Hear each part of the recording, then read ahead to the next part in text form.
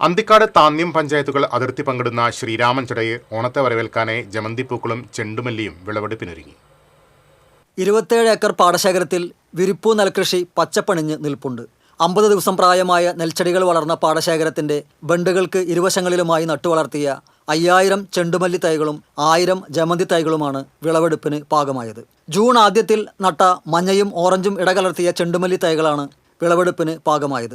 ശ്രീരാമൻ ചിറയ്ക്ക് സമീപം പ്രത്യേകം സജ്ജമാക്കിയ ഓണപ്പൂക്കളുടെ വിപണന കേന്ദ്രത്തിൽ ഇത് വിറ്റഴിക്കുമെന്ന് ശ്രീരാമൻ ചിറ പാടശേഖര സമിതി സെക്രട്ടറി വിൽസൺ പുലിക്കോട്ടിൽ പറഞ്ഞു. നമ്മൾ ഓണത്തിന് വരവേൽക്കാൻ വേണ്ടി ചെണ്ടുമല്ലിപ്പൂവ് മഞ്ഞയും ഓറഞ്ചും വെച്ചിട്ടുണ്ട്. പൂക്കളായി നല്ല ഭംഗിയായിട്ടുണ്ട്. അതുകൊണ്ട് ഇപ്രാവശ്യം 1000 ജമന്തിയും കൂടി ഇപ്രാവശ്യം നമ്മൾ കൃഷി ഇറക്കിയിട്ടുണ്ട്.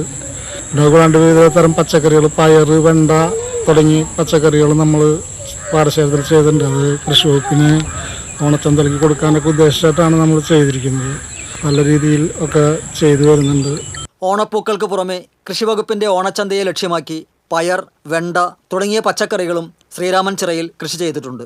കഴിഞ്ഞ ഓണക്കാലത്ത് 1 ലക്ഷം രൂപയുടെ ചെണ്ടുമല്ലി പൂക്കളാണ് ഇവർ വിറ്റഴിച്ചത്. ഏതു കാലത്തും കൃഷിയാൽ സമ്പന്നമാണെന്നതാണ് ശ്രീരാമൻ ചിറ പാടശേഖരത്തെ വേറിട്ടതാക്കുന്നത്.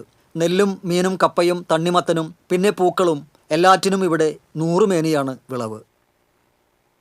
TCV തൃശ്ശൂർ.